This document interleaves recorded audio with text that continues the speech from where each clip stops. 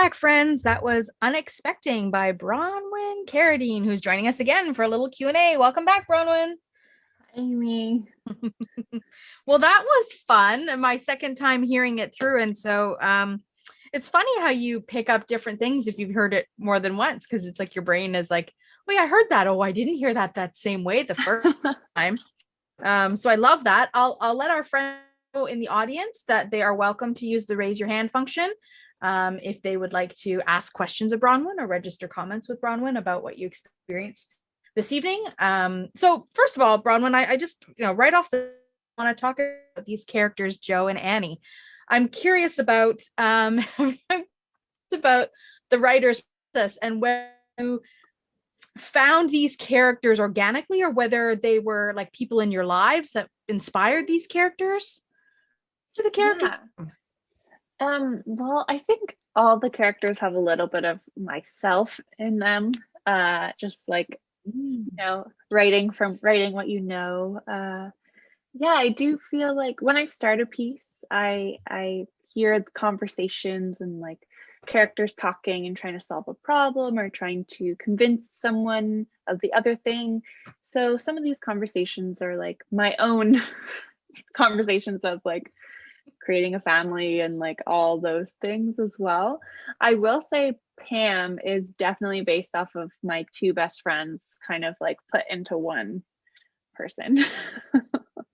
The characters are great, but the energy Pam has is just fantastic. She's like the everybody best friend. It's like somebody's got a Pam in their life. They're about it. Oh, look at this. I have already, Bronwyn. So it's Megan. Megan will get you to unmute and ask your question or let Bronwyn know what you think of the piece. Just take a minute for Megan to unmute here.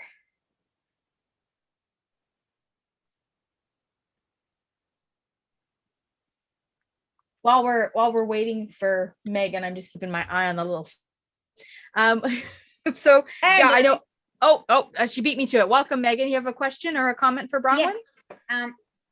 I was wondering, is there a sequel to the play? Like she has her baby and she has a baby.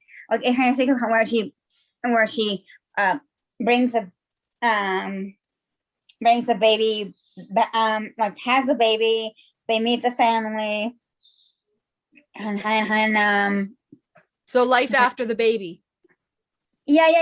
After when say the mother gives birth like right away, and then the family come, the two people come and they adopt him and I love that question, Megan. There isn't right now, but those are all really great ideas for a sequel. I think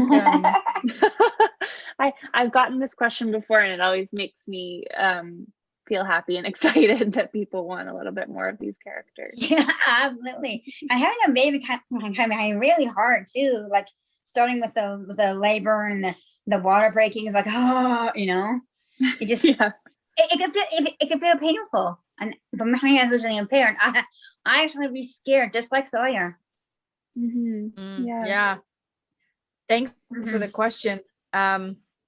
It's a funny thing because I don't identify as being a writer, although I've done a little bit of writing here or there, but I'm not. I'll just say I'm not a writer. The essence that I understand of writing is the theory of like always leaving them wanting more. And so you've done a really nice job in that. There's this ... So we know that they're going to get the baby, but all these pieces that we could sort of form in our own imagination about the how and the what and the when of all of those pieces, which is kind of nice to just sort of play on imagination about. So I certainly would be interested if there was a sequel of some kind, and I'm sure you'll keep us posted if that's to be the case. I also would like to know, I have another hand here from Nancy. So Nancy, we'll get to you in 1 second. But I would like to know too about felt what for you resonates. I know you write about what you know, but what for you in particular resonates with this piece and feel you want to not want to, but what you think the sort of the universal resonance is for the audience. Where is it that we can all relate in pieces like this? Right. Yeah, I think for me, the root of it is family and friendship and love, and also grief is a big part of the play as well. And I feel like those are all really universal topics that that exist. And you know, it when I talk about it, I don't often market it, I guess, as like a queer story, because I want people to just listen to it. And then it just so happens that this couple is queer, and they're also going through these very universal things that many people creating families of all shapes and sizes go through. Right. I love that too about this content. Nancy, let's welcome your question or thoughts. Hi there. Bronwyn, thank you. That was a really enjoyable play. I loved it. I'm really interested to know, you handled the idea of their losing their son in such a gracious way. As a bereaved parent, I'm just wondering, did you base that on someone you know or some research you'd done, or how did that storyline come about? Great question, Nancy. Thanks for that. Yeah, thank you, Nancy. Thank you for sharing that. That means a lot that it resonated with you, especially because it's so close to home.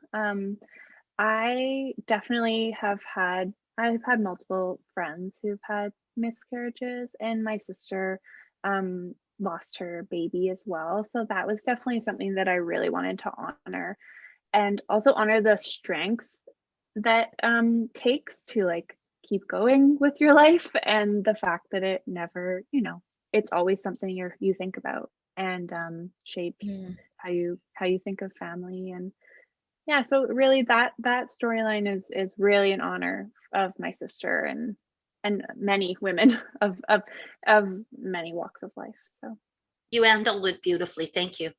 Thank you. Thanks, Nancy, for that. Yeah, it's when I listened to the piece the first time, I have to admit that I wasn't expecting. It was unexpected. I wasn't expecting to hear that component of it, again, because it's branded a little bit like a comedy. So you kind of you don't maybe necessarily expect the roller coaster journey, but that is so authentic to this type of, like you said, this type of family creation, right? There's challenges. This is a 5-year journey for this couple, and it sort of all culminates really quickly at the, at the end, as dealing with things. And so I hadn't expected to have that sort of little of contemplation, I'll say, in a way. It just took me back a little bit, and appreciated how you'd written that as well. Another question from Nancy G. Nancy, I'll ask if you want to unmute your and ask Bronwyn a question, or let her know how you felt about her piece.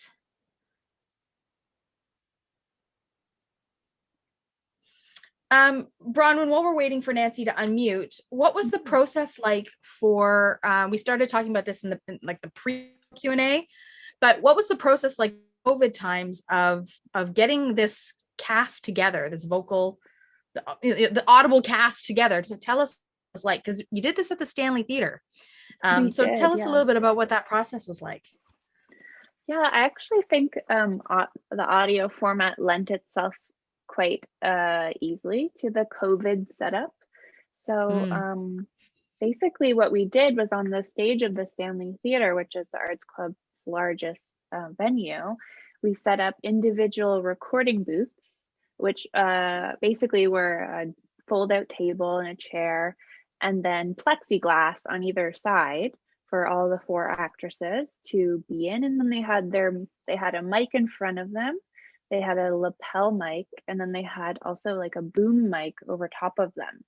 So they could still see each other through the plexiglass, which I think was really important, especially for a show that is so much about relationships. And so for them to be able to have relationships with each other in the space was really important. But yeah, it was all very socially distant. I mean, there's only 4 of them in the show as well, so there was quite a lot of space on the stage.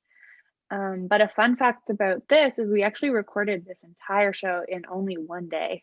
You didn't. You did. Yeah. Whoa, what a load. For those who don't, that's a lot of work. Yeah. 1 day of recording. That's a lot of work. And I guess for those who don't know, the 3 mics is just to be able to capture sort of different perspectives of the audio, different layers of, so to speak. Yeah, especially in the space that we're in, which is their apartment, and also in the restaurant. There is like a little bit of the aspect of being further away or closer. So while we were recording that, Ghazal, who played Pam, would like yell over her shoulder when she was like further away in the restaurant and stuff, fun stuff like that. Right. And of course, if the lapel mic was catching that, that would sound too close. And so, it's such an art form to be a voiceover artist. It's really, really tricky. Okay, Nancy, I think you've unmuted yourself. So go ahead. Can you hear me? Can you hear me? Yeah. Okay. I love Pam's role. Oh my God, she's a character. She's so funny because she reminds me of a girlfriend that always had to buy the expensive drink, and I'm one of the cheap girls. But she would outspeak herself, and that was nice that she bought the painting so those girls can get together with the baby and everything else. You get a wonderful job. I hope there's going to be another episode after the baby's born, and maybe Pam will be part of the family too, right? No, thank you, Nancy. I think it's nice. I like seeing things like this because you don't see this often. And because I know we're blind, but I wanted to know what she was wearing because she was going to take her shopping. She hit 911. Like, that's what I like to hear. That was a good piece of, listen, anybody in this who uses dictation software, Siri as a blind person knows that every once in a while Siri gets it very wrong. I know. So, yeah, it felt like a page out of our own book to have Siri try and call the police. Yes, and Pam does a wonderful job by speaking out loud, and that's good that she got them. Without her, with buying the painting and getting her going, her voice is loud. Watch out, she's coming through. She's having a baby. She's outspoken. That's good. That brings the show going. Thank you. Thanks, Nancy. Bron, at the top, you said that one of these actors was a friend of yours before this piece was created, and that we were supposed to guess. Are you gonna put us out of our suspense? Because if I give everybody the opportunity, we'll have 40 people to register their guess. But I don't know. Who do you think it is? You're just gonna tell us. Who is it? I'll just tell you.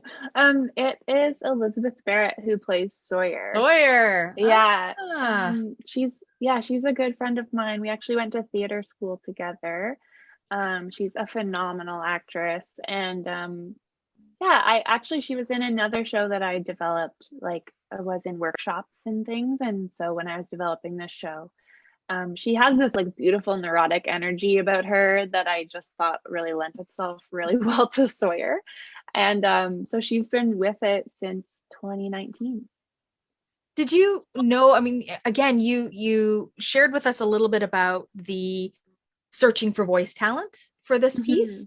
When you heard the voice of each character, did you go, yep, that's the one? Or was it kind of like, well, we could work with that, and then you sort of grew to love them as that character? Not that I'm asking you to out anybody, but you know what I mean. We're not throwing under the bus here. I'm just curious from the perspective of the casting role and to put your, as the writer, if you hear that character's voice when you from the page, when you hear it in your ear. Yeah, that's a really good question. When Ghazal did her audio audition, she plays Pam. It was like, okay, she's hilarious. This is perfect. And then for Annie and Joe, it was a little bit harder because their voices couldn't sound too similar. So it really was about the nuances of the actors' voices. There were some actresses who were amazing. They're really great actors and really talented voice actors, but their voices just sounded a little too similar. So it'd be too hard to differentiate who was who. And because we have 4 female voices as well, it was so important for us to find very specific different voice types. Right. Both in tone and texture and intonation, all those things are really important to add into the recipe. Rita, we have a hand from Rita. So Rita, why don't you Yeah, okay. Um, Actually, what I wanted to say, first of all, I absolutely love this. Thank you. So this was wonderful. Um, Now, the thing that I was wondering about is, did you do the audio play because of the COVID situation? Because, like, I don't get to hear about too many audio plays these days. I grew up in Turkey and we didn't have TV there until I was about maybe 20. And so there was a lot of radio drama that was, on there a lot. And I remember I used to enjoy that. Maybe part of it is because of not seeing and everything. So audio drama was nicer. But this was amazing. It was very well done. And so, anyway, I was just wondering, would you do more audio drama like this? Or was it just one off because of the COVID? Mm. Yeah, that's a great question. Thanks, Rita. I actually didn't grow up with TV either. I grew up on a farm in the middle of nowhere, so we Oh, actually okay. did like listen to a lot of things and read a lot of books. Yeah, Mhm. this was because of COVID and because we couldn't have plays on our stages. But it's been such an amazing process. Like personally, I would love to write another audio play.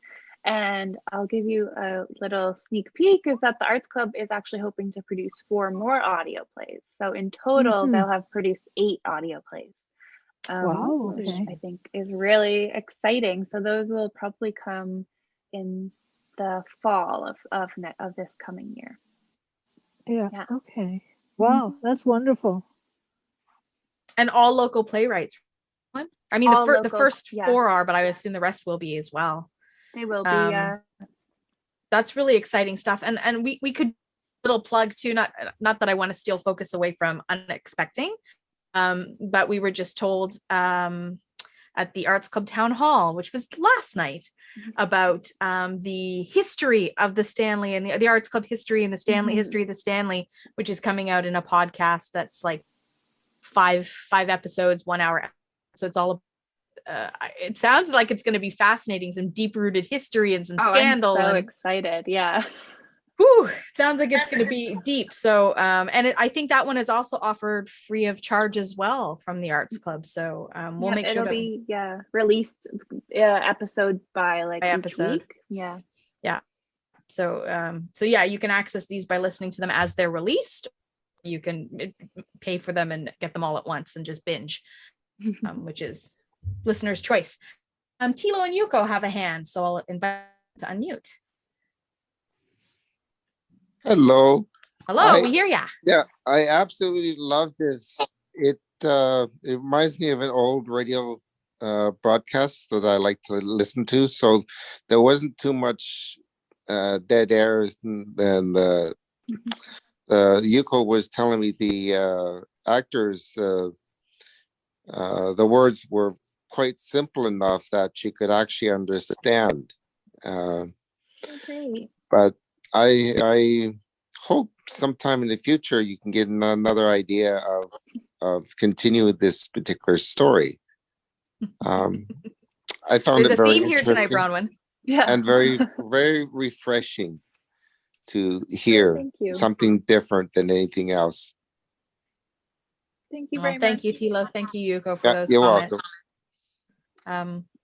It was the thing that I wrote to you in after I listened to it the night it was released to the Arts Club staff members in advance. I had written you an email. I love this kind of content. We don't have enough of this content. Thank you for writing this content. And I think the community has kind of spoken loudly to that as well. So congratulations on I don't know, just putting authenticity out into the world and letting us enjoy it. Louise, we got a hand from Louise questions tonight. So Louise, why don't you unmute yourself? Yeah, I did. Oh, yeah, we hear you. Hi, Louise. Okay. Thank you so much. I was so enriched in it to the point where I was waiting for the the baby to be born and us to know what the sex was, if they were going to solve what their jobs are going to be in the future. There's so much you could take and do with this moving forward. It's like there's supposed to be a sequel to it. It was well dramatized. It was well, I mean, I came away, I literally sat there a few times with, like, this is real life. This is real. This is like expression. And anybody who thinks life is easy, no, life isn't. And it doesn't matter what the tragedy is. You can relate to a tragedy of some sort and pain people feel. And that's what I felt in it, the pain of any tragedy a person can go through. You left me feeling like there is hope even when there's pain, even later. And that it wasn't just easy to make the decision to go ahead. You made us feel like there's choices. There's more to this than just saying yes. Oh, wow, and thank you so much. I was so engrossed by my phone rang, I didn't want to answer it. I had to put my phone on do not disturb just to make sure that my house phone rang. Your house phone. But nothing we can do about that. Thank you for entertaining me so much and giving me. I love stories. I've always have. That's been something I lived audiobooks for my teen on, and this felt like it was not just it was a story that came from your heart, and the characters put it into heart, how they played it out. Thanks, Louise. That's lovely. I want to just ask you before we let you go on with your evening, because it's been a long day for you, I know, about, to the point, where we're talking about this, all of us on this line are familiar with the audiobook concept. And typically you get one reader that will, sort of change the voices of the characters as they read them. Get you don't get the sound effects, you don't get the, so talk to me about, did you have a role in any of the sound design? Were you consulted in any way about that, or what kind of role did you have in that process? I didn't really have much of a role with it. It was great, but it was so good, and it really adds to it, like the little nuances of, like that hold music and like the clinking of glasses and the restaurant in the background. Murray Price is a sound designer, and he is a genius. And I find it really hard to watch and listen to my own work and then like not be super critical about it. So I just kind of gave it to Ashley, who's the director, and Murray, and said, I trust you. I know you will make it amazing and beautiful. And they did. And I think that's another amazing thing about theater, is that there's such a richness of collaboration. And even in this like audio format, which there's much less people than there usually would be for like a full theatrical production, that it was still collaboration was still a really big part of it. Yeah, and a really beautiful piece. Oh, I have another hand from Sharon. So Sharon? I thought it was terrific. Thank you so much. It was wonderful. I really enjoyed it. And the sound effects, right? As Amy says, we do listen to audiobooks all the time, but they don't have, pouring the wine. Really, I really like that. That was terrific. So I was also wondering, you mentioned there were other, I know we're probably not going to get to see them, but the audio plays from the Arts Club.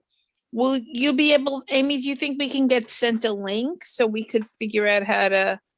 Yeah, so they're going to be released slowly. So this one is released at the moment, and it's the only one released at the moment.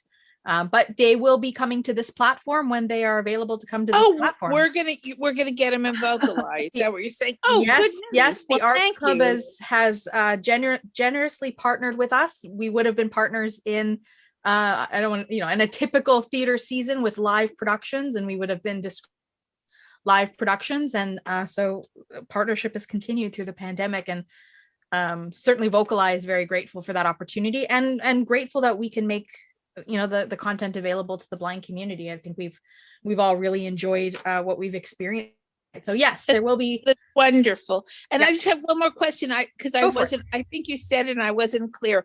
Did you do a full blown pre-pandemic, maybe a full blown production of this with where it was staged, or no? Oh yeah, that's a great question. And we actually didn't. So we did a public reading just of the script. So it was like, and the script wasn't super different, but we did a public reading where we had actors, and yeah, nope, just straight to audio. Wonderful. Terrific. Thank you, Sharon. And thanks for sticking with us, because I know that you're joining us from 3 hours in the future. So no, but it was terrific. We're sorry, I muted myself. Worth staying up for. Thank you. Thank you very much. Bronwyn, what is, now that you've gone through the process of creating the audio play, do you still have a desire to see this on stage? Oh yeah, of course. Like, I think that the audio play taught me a lot, and I think, like what I was saying before, how it's such an intimate experience, and it really does, well, my hope is that it feels like you're really sitting in the room with these characters. And so I wonder that if a theatrical on-stage performance was to happen, how we could keep that, and keep that feeling of really feeling like you were a part of the action as well. Mm-hmm. But honestly, at this point, if anyone pays me to do my work, I'm happy. Spoken like a true artist. Awesome. Last question for you, because you had sort of teased us about some things that were up and coming, possibly, or things that you're working on. And I wonder if you want to tease us a little further, or share, if you can. I don't know. I'd love to know what you're working on. Well, I would love to tell you. So I have 3 commissions right now. And a commission is when a theater company pays a playwright to write a play specifically for their company, that usually they will be the person to like premiere it, so have the first performance of it. So I'm writing a show for Green Thumb Theater for teenage audiences. It's Very called nice. Blink. It's a play about aggression, and it's a box set in a boxing ring, and it's backed by a live drummer. So we've had really interesting concept meetings around that. I am a writer in residence for Babel Theater. They're a theater in Vancouver. They do really interesting, pretty immersive theater. And then I also have another production for a brand new theater company that hasn't chosen a name yet, so it's not public yet. But I'm their first writer in residence, writing a family drama about a farm family, which is very close to my life and where I grew up. Yeah. Wow, that's a lot of exciting stuff happening. Are these things all planned for live stages, or are they planned for a virtual environment, or both? Yeah, I'm not sure. It really depends how long this whole thing keeps going on for. But I think right now the hope is to produce them as live theatrical experiences. But like I said, I am super open. I just love writing. So any kind of format I am happy to do. That's awesome. Well, congratulations on that. That's really exciting stuff. And I can't wait to experience some of that, because I really love you. And so I'm a Bronwyn fan. I'm the Bronwyn corner. Thank you so much for joining us tonight. Before we let you saunter off, I'm going to bring Donna out, and we're going to do our draw for this. And a reminder, anybody on the call tonight, doesn't matter where you're calling in from, as long as you identify with sight loss, you are entered into this draw. So Donna, Bronwyn, I will leave it to the two of you. I don't know, Dawn, we should just pick a word. Are you going to yell out unexpecting just for the heck of, I don't know, whatever you want to yell. Vulva. You know what? Let's end the night with a bang. You know, we celebrated International Women's Day earlier, so we're good. All right. So vulva whenever you are ready, Bronwyn. Okay. Vulva. And it is Douglas Crow. Douglas, congratulations. Is Douglas still on the call? We got to make still here. Donna, your eyes are better than mine. But Yes, Douglas, he is. Awesome. Wonderful. All right, Douglas. Well, we will make sure to connect with you offline and organize how to get you your raffle.